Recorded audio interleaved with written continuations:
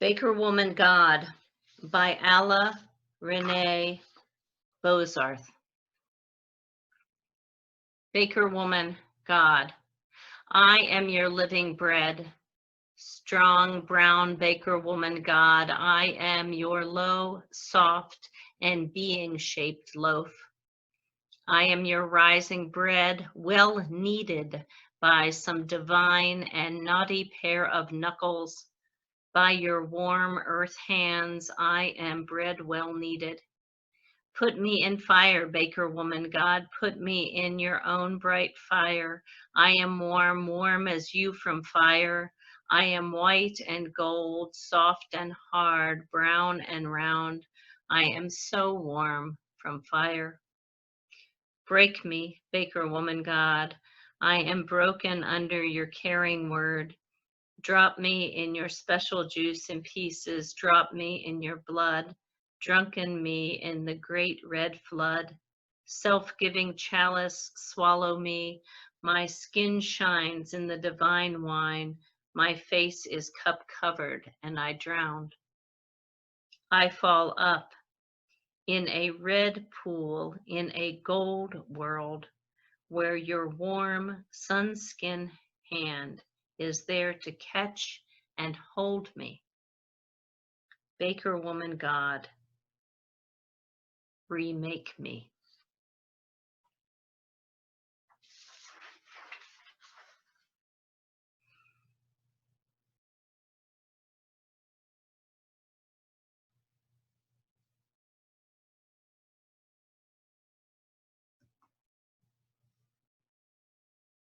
Luke 24. You told me 13 through 16? 13 through 17, Sandy. 17. Okay. Now that same day, two of them were going to a village called Emmaus, about 7 miles from Jerusalem. They were talking with each other about everything that had happened. As they talked and discussed these things with each other, Jesus himself came up and walked along with them, but they were kept from recognizing him. He asked them, "What are you discussing together as you walked along?" They stood still, their faces downcast.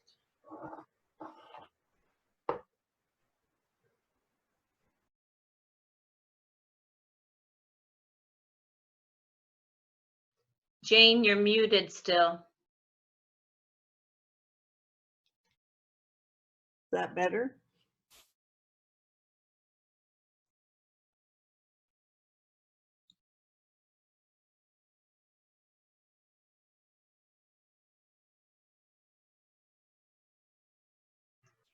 Jane, you were unmuted, then you muted again. Go ahead. There you go. Now you're fine. Then one of them, whose name was Cleopas, answered him, "Are you the only stranger in Jerusalem who does not follow the things that have taken place there in these days?" He asked them, "What things?" They replied, "The things about Jesus of Nazareth, who was a prophet, mighty in deed and word before God and all the people, and how our chief priests and leaders handed him over to be condemned to death and crucified him. But we had hoped that he was the one to redeem Israel. Yes, and besides all this, it is now the third day since these things took place. Moreover, some women of our group astounded us. They were at the tomb early this morning, and when they did not find his body there, they came back and told us that they had seen a vision of angels who said he was alive. Some of those who were with us went to the tomb and found it just as the women had said, but they did not see him." He said to them, "How foolish you are, and how slow of heart to believe all that the prophets have spoken. Did not the Christ have to suffer these things and then enter his glory?" And beginning with Moses and all the prophets, he explained to them what was said in all the scriptures concerning himself. As they approached the village to which they were going, Jesus acted as if he were going farther. But they urged him strongly, "Stay with us, for it is nearly evening. The day is almost over." So he went in to stay with them. when he was at the table with them, he took bread, blessed and broke it, and gave it to them. Then their eyes were opened, and they recognized him, and he vanished from their sight. They said to each other, "Were not our hearts burning within us while he was talking to us on the road, while he was opening the scriptures to us?" That same hour, they got up and returned to Jerusalem. And they found the 11 and their companions gathered together. They were saying, "The Lord has indeed, and he has appeared to Simon." Then they told what had happened on the road, how he had been made known to them in the breaking of the bread.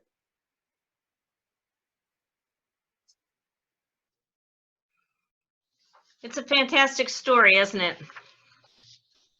Here Jesus was resurrected, just appearing to these two or more. We don't know. We know it was Cleopas, and we assume one other, but maybe more than that. They were walking along the road, and here this man shows up and begins to talk with them.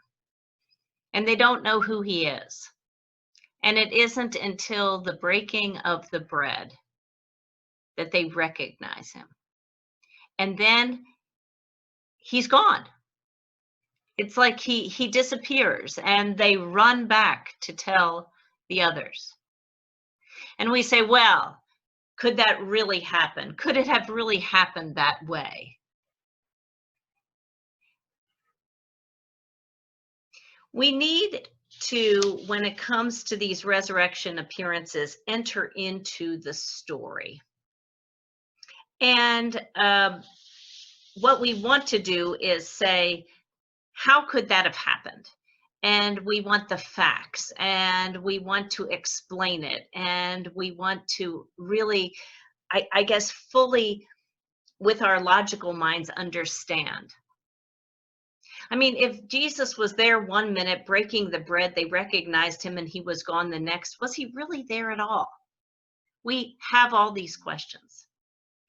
And yet it's really not about that. It's about entering into the story. It's about taking on this role of the disciples, becoming Cleopas, being on that road with Jesus, and understanding how amazing this was, what a miracle this was, and what a comfort this was. And it's not something that is altogether unfamiliar to us when we've been grieving. We know that those who have died come to us in dreams. They come to us often and speak to us. Many people have had the experience of someone who has died coming to them in a dream to tell them that they're okay, that they are well. Sometimes we'll be thinking about someone who's died, and then some song comes on the radio, and it was our song. It was the song we associate with that person. Or you have a phone call with someone quite regularly, and they pass away, and the phone rings on that night at that time when they would normally call, and you pick up the phone and no one's there. These are not altogether unusual things that happen for people who are grieving, and they don't just happen for those of us here, they happen around the world, and they're a mystery. And so it is that we long for those who have died, and we also experience them as oddly present. Now, is this what was going on for the disciples? Well, yes and no. And it's yes and no because Jesus, we understand to be not just human, but kind of extraordinarily human, to be both the embodiment of humanity and of God, and that death could not contain him. And so we have these appearances of the risen Christ, the one who defied death, coming back to be with his disciples, and they recognize him in these moments, in the breaking of the bread. It's interesting because in this story, Jesus talks to them as they go along the road. Now, they're surprised that he hasn't heard of these things that have happened in the recent days, but then he speaks to them quite directly. He says, "Oh, how foolish you are, and how slow of heart to believe all that the prophets have declared." And he says, "Was it not necessary that the Messiah should suffer these things and then enter into his glory?" And then beginning with Moses and all the prophets, he interpreted to them things about himself in all the scriptures. Now, here Jesus is talking to them and teaching them in the same way he did when he was alive and with them, because he is alive and with them again. And yet they don't recognize him here in the teaching. They don't recognize him here. They recognize him in the breaking of the bread, something very simple, something very commonplace, something that we do and is ordinary, but also something that is very intimate. We don't eat with just anyone. We don't. We eat with friends, we eat with family. And so there's something about that gathering at table when they broke the bread that they recognized him. How is it for you? Where do you recognize Christ? Where do you have that sense of the presence of the Spirit of God with you? And has that ever occurred for you in a gathering of family and friends around table? Does it happen for you, or has it happened for you in communion, in church, or at Love Feast? When we engage in communion, when we engage in Love Feast, again, we're sharing very common things. We're sharing the bread. We're sharing the cup. We're washing feet. We're engaging one another in intimate ways, but in very simple ways. We are not really doing anything that's particularly unusual, though the feet washing in our culture is unusual. Still, these are ordinary engagements and actions that become extraordinary because of the meaning that we give them. And oftentimes, I think we load communion and we load Love Feast in such a way that that we can't see Christ there, which is really unfortunate. I know many people who grew up in the Church of the Brethren who don't come to Love Feast. And I did not grow up in the Church of the Brethren, and for me, it is just a sheer joy and something I so look forward to. And I've been perplexed in my engagement in the Church of the Brethren over these 30 some years at people who don't come. And I've had people say to me, "Well, I don't come because when I was growing up, before you went to Love Feast, the deacons would come and visit, and you would be questioned about your kind of righteousness and your connection with other people in the church, and were you in right relationship with others in the church or not." And they said it was so heavy-handed and there was so much judgment that I still can't go to Love Feast. Interestingly enough, for me, Love Feast is what freed me up from a kind of righteous judgment that really centered on communion for me. It's because I grew up in the Presbyterian church, and in my particular Presbyterian church, you didn't, well, in all Presbyterian churches, you don't take communion until you're confirmed. So that happens when you're a teenager. So instead of there being baptism when you're 14, there's confirmation. You're baptized as a child, but then you're confirmed, and you go through classes to take on those baptismal vows for yourself when you're about 14. Well, I grew up in a family, my parents were American Baptist, but we went to a Presbyterian church, which meant that at age 14, I went through the confirmation class and I got sprinkled at the same time. I got a double duty there. But then I was able to enter into and take communion.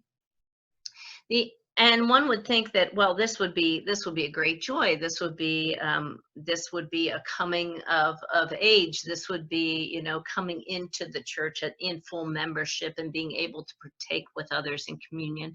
And I was so looking forward to it, except that when I went through confirmation, we read Calvin, and we read Calvin directly. And Calvin has many. There's many good things to say about Calvin. Having gone through seminary and read a lot of Calvin, there's a lot of good things to say. But what we were taught in our confirmation class was that when you go to communion, you have to examine your soul, and you have to fully embrace your moral degradation. You have to understand how unworthy you are. And you have to fully confess all of your sinfulness in order to approach and to take communion. And I took that very seriously, so seriously that many times I felt I couldn't take communion because I was so unworthy and I could not confess my sins enough to feel like I was worthy to take communion. In fact, it was at Brethren Volunteer Service Orientation where I experienced Love Feast for the first time, and there was communion and feet washing and the meal, the whole thing at our orientation. And this was, Brethren Volunteer Service was my first encounter with the Church of the Brethren. And I'd never been to a Love Feast before, but when communion came around, I didn't take it. And my fellow volunteers, most of whom were brethren, asked me afterwards why, and I said, well, because I just felt like I couldn't really enter into communion and feel all right about it because I didn't have enough time to really enter into confession and go through this process. And they didn't laugh at me exactly, except they kind of just looked at me sort of sideways, like, well, you know, we had a little prayer of confession, and wasn't that good enough? And what's wrong with you? And I kind of was taken aback. And it wasn't until later, when I had sojourned with the brethren for a little longer, that I went to another Love Feast in Wenatchee, Washington. And I realized what I was missing. And that was that the grace that one experiences in Love Feast is through engaging, is through embodying, is through becoming part of the story. It's not about beating yourself up and about all of your unworthiness. It's actually God has set this table and has opened it to you, and you need not feel in any way unworthy or in any way like you don't deserve this, because God has invited you, and if you come, you'll experience great grace. And that's what I experienced that night in Wenatchee, Washington. I just was there, and I was so welcomed by that community, and I felt so embraced. And that was at a time that I was very much between things. It was after Brethren Volunteer Service, and I was in Wenatchee because I was working as a migrant laborer for brethren folks who had an apple orchard, and I was picking apples for them. And so here I was living in a tent in this orchard, and I was this kind of well, semi-homeless young person, and they just so welcomed me, and I felt this grace that night as we gathered for feet washing and for the meal and for communion, to such an extent that it changed my life. I really believe that that's when I entered into the Church of the Brethren.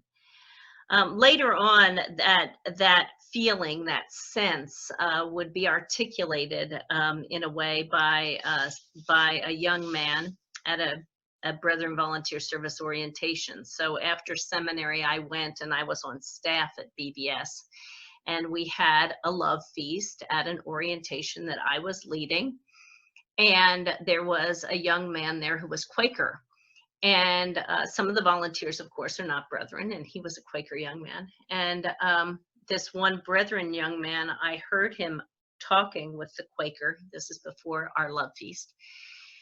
And the Quaker was saying, well, I don't feel like I want to come to Love Feast, or I want to participate in this because it just doesn't feel like the Spirit is leading me there. So his theology was that, you know, he had to feel the leading of the Spirit to enter in. And the Brethren young man said to him, it's not about you feeling the leading of the Spirit. He said, it's about coming and participating with the community, because when we all gather together and we kneel down at each other's feet and we break the bread together, he said, then we recognize that Jesus is there with us, that the Spirit of Christ is present. And that is the grace. God doesn't say to you ahead of time whether you should do this or not. This is an invitation where you will experience the grace of God by doing this, by being part of the community gathered around the table. I think that is our theology. I think that is truly our understanding. And that this is how we not only do love feast, this is how we do baptism, this is how we do anointing, that we go to the Word of God and we say, well, there it is. This is ordained by Christ, and we do this, not because like it makes sense, not because we feel somehow led, not because we even feel necessarily worthy or prepared or anything, but that it is an invitation for us to come as we are together into God's presence and to be nurtured and nourished by our God. And so it was that those disciples recognized Jesus, recognized the risen Christ in the breaking of the bread in something very simple. And we are often invited to do the same. And so I invited you today to bring your bread. So as we have this bread, I would ask us to bless it and to break it, and as we do this, I want us to think about the simplicity of this and the truth that Jesus is with us whenever we sit down at table with one another, whenever we can sit down and share a meal, whenever there is food, whenever there is the beauty of fellowship, of family and friends. Right now, you and I, when we go and wash our hands, we aren't just washing our hands. We are thinking about everyone who is suffering around the world, and we know that washing our hands isn't just about cleanliness anymore. It's actually about saving lives. That simple act has taken on new meaning. And so it is that when we break the bread, we remember Jesus's presence, and we have an opportunity to remember and to see him present with us. And so I'd ask you to repeat after me as we break our bread. In this bread which we break, please repeat. In this bread which we break, we see Christ risen. We see Christ risen. And in our midst, and in our midst. Let us break and eat the bread.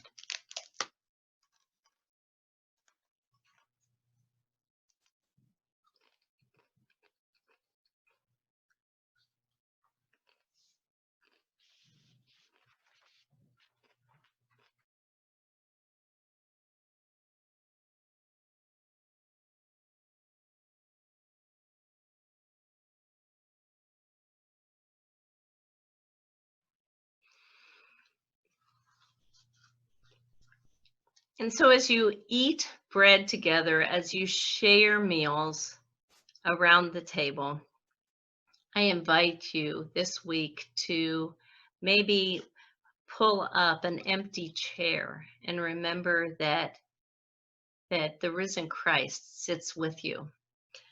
Something else that you might do is take some sticky notes and take a pen and maybe write something like this. You see, it says Christ is risen. And or Christ is here. Christ is here. So it can say Christ is risen. Christ is here. Or whatever you would like to do. You could just put a little cross on it, but you can stick these around your house. You know, put these in different places. Put these in places so that you remember. You know, to remember Jesus and to look for him in your daily life, maybe on the window that you look out, maybe by your kitchen sink. Anna Mao used to say that her place of prayer was at the kitchen sink washing dishes. And her husband once, when she was away on a mission trip, he built up the dishes in the sink for 2 weeks. And she came home and there were 2 weeks worth of dishes in her sink. And she said to her husband, she said, why have you not done the dishes? And he said, why, Anna, I know that that's where you pray. And I thought you would like a good long time in prayer when you got home.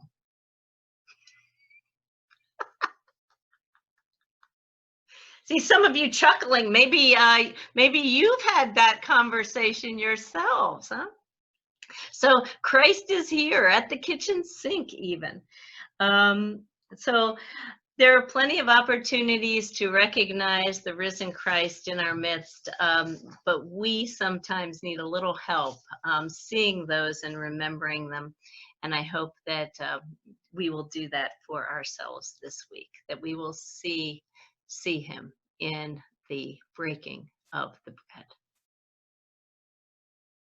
Well, my friends, Christ is risen. Christ is risen indeed. Christ is here. Christ is where you are. Christ is everywhere. Go in peace.